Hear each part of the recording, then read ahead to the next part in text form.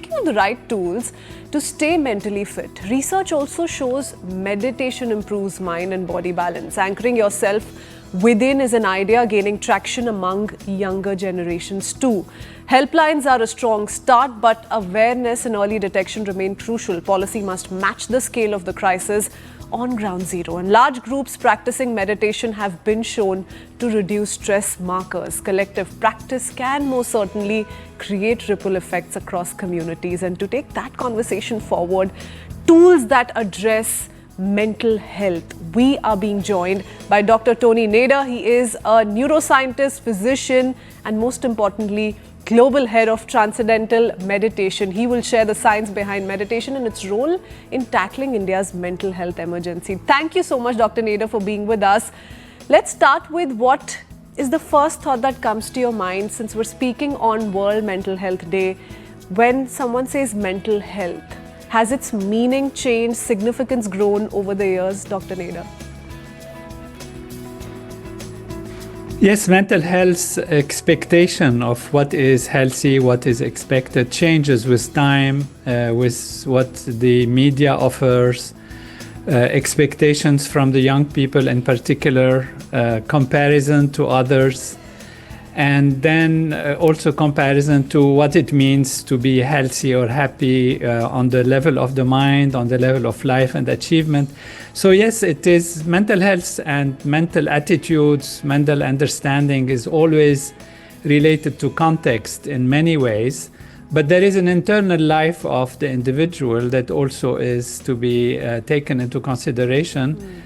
And these values, they have variations, but they can also be having some constant values also of inner feeling, whether one is happy and flourishing or not feeling so good and anxious, etc.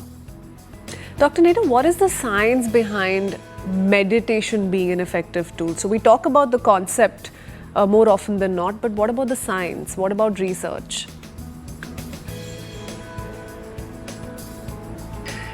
If we want to start with the why, is that our body and mind have the ability to heal themselves.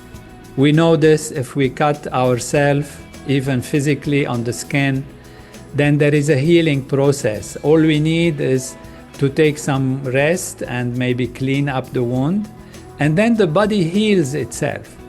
When we run and we are tired and exhausted, we don't try to remove the tiredness from the muscles. What we do is we rest and then the body heals itself. It is the same thing. Mind and body are intimately connected. They are expressions on the field of consciousness and the field of being, which Vedanta, Advaita Vedanta expresses in a wonderfully complete way. And so what happens is what we need is to go back to the self, go back to ourself, transcend, and go back, transcending meaning to go beyond the ripples on the surface. So if you say that the mind is like an ocean, active on its surface, the ocean and the waves are active on the surface, and more quiet in its depths, the mind can be acting on the ocean, on the surface, and if the waves are too active, they toss around the individual right and left, and everyone who is on the surface can become subject to the circumstances which are outside conditions. If you anchor yourself within yourself and dive deep into the ocean of consciousness, the mind settles down very deeply. It becomes very, very rested. And since the mind and the body are intimately connected, when the mind settles down, the body also settles down. And what happens is the healing process, the removal of stress, the ability to go back to one's original being, one's own innocence and fullness, at the same time maturity and clarity, happens spontaneously. So this is the why. Dr. Nader, what about transcendental meditation? You spoke about that concept there and what it means. How is it practiced, A? And you often point to science and research that shows that transcendental meditation is effective, very effective for mental health and mind-body disorders. What's the science there? We can say this as a theoretical idea, which is a nice thing to say, but what is beautiful is that the founder of Transcendental Meditation, by the way, Transcendental Meditation comes from the Vedic tradition, thousands of years, Bhagavad Dhyan, and the person who brought it to the West, Maharishi Mahesh Yogi, has encouraged scientific research because he believed that whatever is mental, whatever is spiritual, has to have a real effect that we can measure. And so there are hundreds of scientific research studies, 600 that have been published in peer-reviewed journals that show that those who practice transcendental meditation have less anxiety, less depression, they have greater resilience in front of situations in the environment. They express better behavior, greater compassion, greater relation with others, so behavior improves, anxiety decreases on the mental level. But this is also on the physical level. It has been shown cortisol level, which is related to stress, is reduced, breathing rate is settled, heart rate is settled, and that has very powerful long-term effects on well-being. For example, a 5-year study followed up people who have coronary artery disease or artery disease in general for how much they get accidents or cardiac accidents or brain problems, etc., due to clogging of the arteries and blood pressure. And we have found that people who practice transcendental meditation regularly 2 times a day, they have 66% less deaths, less accidents from all these diseases. Dr. Nader, you spoke of this one thing. Let's go back to that one phrase, anchor yourself within anchor yourself within yourself is what you said. Do you see the younger generation pick on this concept that early on? What would your message to the Gen Z be on this World Mental Health Day? Oftentimes the tradition has been that one goes to meditation after having done one's life work. Yeah. And then later on, meditation is for preparing for maybe the next life or preparing to go away. But what we have found, and that's very important, is that in order to achieve the basics of life, which means to achieve good relations, to achieve success in one's business, to succeed in one's studies, you need to develop your potential. It is not all about just information, gathering information. If you have a container that is small, like a glass, it will contain only that much water, let's say. You take a bigger container, it will contain even more. You take a pond or a pool, and it will contain much more. And you take the ocean, and it will contain all possible huge amounts of knowledge and information and capacities. So what I want to tell Gen Z is they have the ocean within them, and they shouldn't be satisfied with a small glass that is their little understanding of who they are from the surface, what people have told them, maybe what friends have told them or bullied them or whatever. They are the infinite ocean of being, the Atma, the self, unbounded pure being is within them. And if they can tap into that right away, even at the age of 5 or 6 years, they can start. And transcendental meditation we teach to even kids at 5 years. They don't do the same technique as the adults, but there is a technique also for children. Then you can start developing your full potential, and every aspect of life will be an aspect of success, of wholeness, of stability, of strength, and that is really important to realize. Okay, you can actually start as young as 5 is what you're telling us. Dr. Nader, there's another phrase you use very often, which is system overload. This is where the problem begins. Now, what you call system overload might be downplayed by many as normal challenges of life. All this keeps happening every now and then. Are there clear signs of ailing mental health that we must read and be fully aware of? There are people who are extremely resilient and capable. They go through difficult conditions and they move ahead. Oftentimes, great leaders, they face all kinds of situations. I take Prime Minister Modi ji. He deals with a wonderful parental role for the nation, for Bharat, for India, and he has to deal with the whole world. And so how much more overload can you imagine, And then it's really a question of how big we are. The ocean is able to absorb all the rivers, and even the mud that comes sometimes from the rivers, it settles down and the ocean remains in its great and grand dignity. So it all depends on how big or how small we are. We can get overloaded with a small thing, and we can not get overloaded with a mountain, with a huge thing.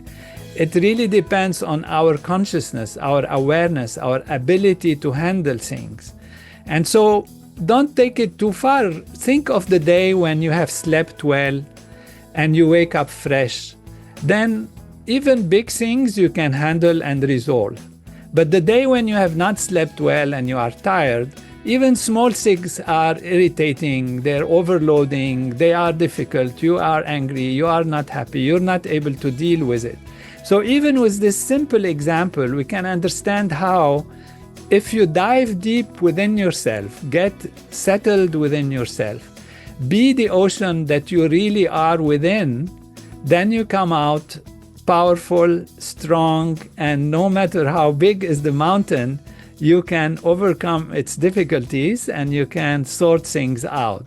So it's all a question of perspective, of proportion, and when you are big, the things are small. When you are small, everything else is big. How beautifully put, Dr. Nader. Thank you for being such an inspiration on this very important day. You briefly spoke about Prime Minister Narendra Modi. You've also met him. So did the two of you all speak on mental health, mental wellness? Was that discussed when you met? We didn't necessarily specifically talk about mental health, but it was part of the youth and the need to find for them the best possible means of success. What I felt is Prime Minister Modi really plays a parental role for the nation. He is not there for, one aspect, even I would say not even one party or the other, although of course he has his own political requirements so that he can be there and can be helpful to the nation. He is parental role, which means I felt he is thinking of not only the nation, not only for Bharat, but how to be friend to all nations. There was used the term before Vishwa Guru, and he said he prefers Vishwa Mitra, maybe, the friend of all nations. And so that is really very touching and very deep wisdom from this great leader in our world. Okay, I'm going to talk numbers a little, Dr. Nader. If we just talk about 2022, India reported 1.7 lakh suicide deaths. So if we just go by these numbers, are increasing number of suicides an indication of an impending mental pandemic?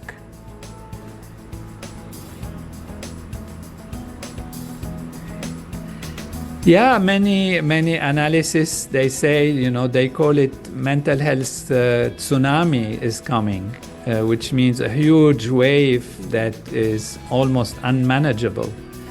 And that is really a situation. The New York University, NYU, has done a research on Gen Z, and they have found that they're not really so adapted to the working environments, and they have some difficulties. And I do think that there is a problem due maybe to social media, in some way it's positive, but in some way it's also negative, because I feel that the Gen Z have lost trust in many institutions. So when you lose trust in the family institution, and the government institution, and the military institution, and the finance institution, and the communication institutions, etc., you feel lost as a young growing up person. And that is mainly because, again, there is dependence on the outside circumstances. And what we need is to anchor oneself again, to be within oneself, use one's own creativity, and can change the world and make it really a better place. And so that is really where we have to encourage and tell the young generation that life is blissful. The nature of life is bliss. All of this comes from bliss. Ananda Dhyeva Kalvimani Bhutani Jayanti. All of this comes from bliss, from that wholeness. And the self is Satchit Ananda, is infinite pure bliss. It's only contacting that is needed. Dr. Nader, we also must touch upon what more needs to be done. How do we look at mental health? How do we work more on this one issue, which is turning out to be a huge challenge as a nation? So tell us, Transcendental Meditation did a mega wellness conference recently. Is it true that an intense meditation by a few thousand people can cure a nation, can cure this problem overall? Absolutely. We have done research on that. There are 116 research studies on the collective effect of meditation on the collectivities. Means a small group, as we did in Hyderabad, 10,000 people came, 11,000. And it was short, it was very short, it was just a feeling, and the research has shown that it was effective. But what we have seen in many, many studies, that crime decreases, accidents of the road decrease, hospital admissions decrease, and many positive social indicators are seen when a certain critical amount of people practice this transcendental meditation together. Why is this so? It's because consciousness is primary, and that is really the Vedantic perspective, the Advaita Vedanta, that says that consciousness actually is all there is. And so when we act from the field of consciousness, when we say we transcend, we go to a field that we all share, which is our infinite inner self. So it's not just the ego, not just the ahamkar, but it's also the Atman, the self of everything and everyone. And then when you enliven that, you enliven it in yourself, and when a large group enough enlivens it, then it gets enlivened in society, and then everybody in society starts feeling better, and there is improvement and change in the right direction. The thing is that these groups have to be maintained. You know, if you bring a light and darkness disappears from the room, you cannot say, oh, now it's enough, I have the room, there is no more darkness, so let me stop the light, and then there will be no darkness. But if you stop the light, that means the absence of light. And so it's the same. We have to maintain these groups on a permanent basis so we can have a permanent effect. Okay, lovely. So we're coming to the end of this wonderful conversation, Dr. Nader. I do want you to leave our audiences, our viewers this morning, with 3 words. 3 words you'd want people to keep in their consciousness. That's one word you've spoken of every few minutes. So tell us what those 3 words this World Mental Health Day be. Life is bliss. Or the nature of life is bliss, is wholeness. And it is our birthright to live that fullness. Only we have to just access it within ourselves. Wonderful. I think I'm going to take back the one thing that you've said so many times, which is anchor yourself within yourself. That's been my favorite through and through this conversation. Dr. Nader, always a pleasure speaking with you. Thank you for joining us on this very special day for this very special conversation.